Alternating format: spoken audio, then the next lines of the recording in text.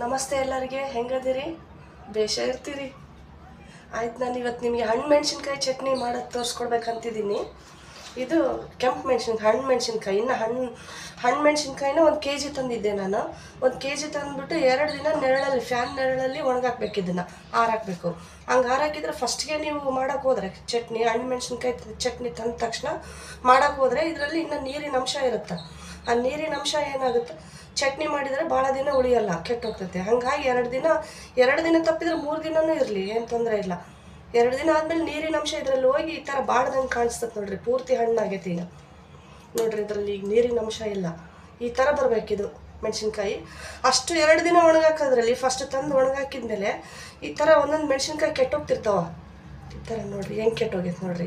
ಇಂಥ ಮೆಣಸಿನ್ಕಾಯಿ, ಹಣ್ಣು ಮೆಣಸಿನ್ಕಾಯಿ ಮಾಡಿಬಿಟ್ರೆ ಇಡೀ ಚಟ್ನಿನೇ ಕೆಟ್ಟೋಗ್ಬಿಡ್ತೈತಿ. ಇದು ಒಂದು ಇಷ್ಟನ್ನು ಕೆಡಿಸ್ಬಿಡ್ತೈತೆ. ಈಗ ನೋಡ್ಕೊಂಡ್ವಿ, ತೋರ್ಸೋಕ್ಕೋಸ್ಕರ ಇದನ್ನು ನಿಮ್ಗೆ ಹಾಕಿ. ನಿಮ್ಗೆ ಯಾವ ಕೆಟ್ಟಿಲ್ಲ. ಅಷ್ಟು ನಾನು 1 kg ಮೆಣಸಿನ್ಕಾಯಿ ತಂದಿರೋದು.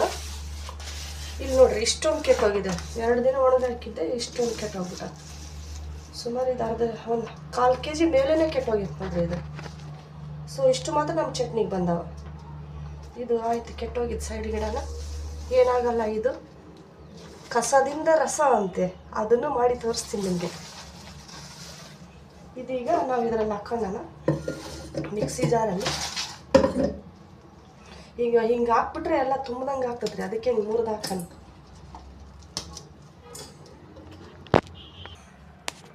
ಈಗ ಮುರಿದು ಹಾಕಿದ್ದೀನಿ. ಇದು ಸ್ವಲ್ಪ ಮುಟ್ಟಿ ತೋರಿಸ್ತೀನಿ. 1 ನಿಮಿಷ.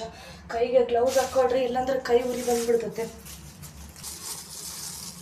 ಹಿಂಗಾಯ್ತು, ಅದರ ಬದ್ರ ಆಯ್ತು. ಸದ್ಯಕ್ಕೆ ಇದಕ್ಕೆ ಏನು ಹಾಕಿಲ್ಲ ನಾನು. ಈಗ ಹಾಕ್ತೀನಿ. ಇದಕ್ಕೆ ಹುಣಸೆ ಹಣ್ಣು, ಈ ಲಿಂಬೆ ಹಣ್ಣಿನ ಜೀರಿಗೆ ನೋಡೋಣ. ಅಂದಾಜು ಮೇಲೆ ಹಾಕ್ಬೇಕಿದು, ಇಷ್ಟೇ ಅಂತಲ್ಲ. ಜಾಸ್ತಿ ಹಾಕಿದ್ರೂ ನಡೀತದೆ.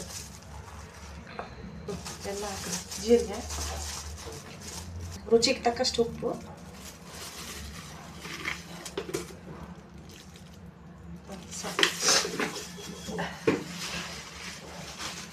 ಬೆಲ್ಲ ಕುಟ್ಟಿ ಪುಡಿ ಮಾಡಿ ಇಟ್ಕೊಂಡಿರೋದು. ಬೆಲ್ಲ ನೋಡ್ಕೊಂಡು ಹಾಕ್ಕೊಳ್ರಿ.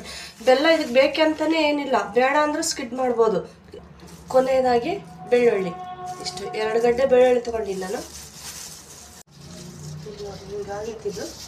ಇದನ್ನ ಒಂದು ಪಾತ್ರೆಗೆ ಹಾಕ್ಕೊಳ್ಳೋಣ.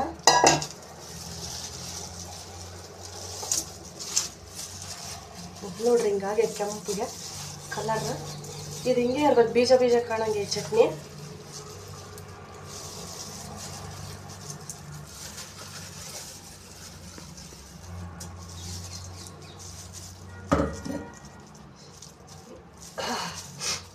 ಇದಿರಲಿ.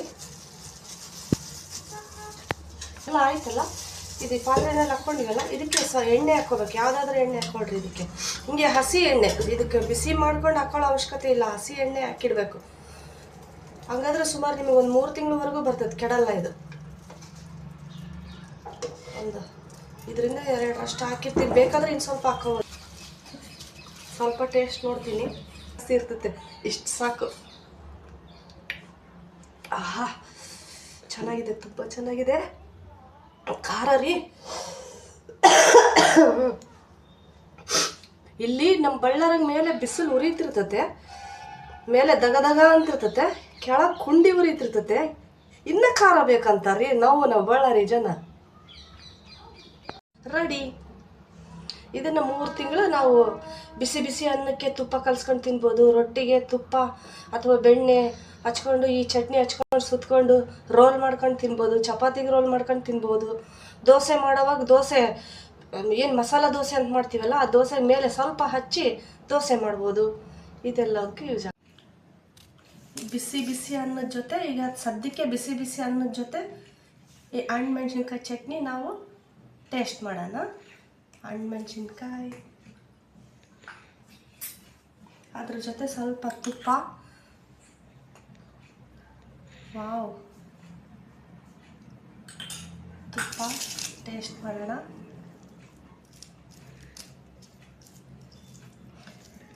ಅಪ್ಪ, ಖಾರ ನೋಡ್ತಿದ್ರೆ ಬಾಯಲ್ಲಿ ನೀರೇ ಬರ್ತೈತಿ. ಅಪ್ಪ, ಇದು ಟೇಸ್ಟ್ ಮಾಡಿ ಹೇಳ್ತಾರೆ ಇಲ್ಲಿ. ಟೇಸ್ಟ್ ಮಾಡಪ್ಪ.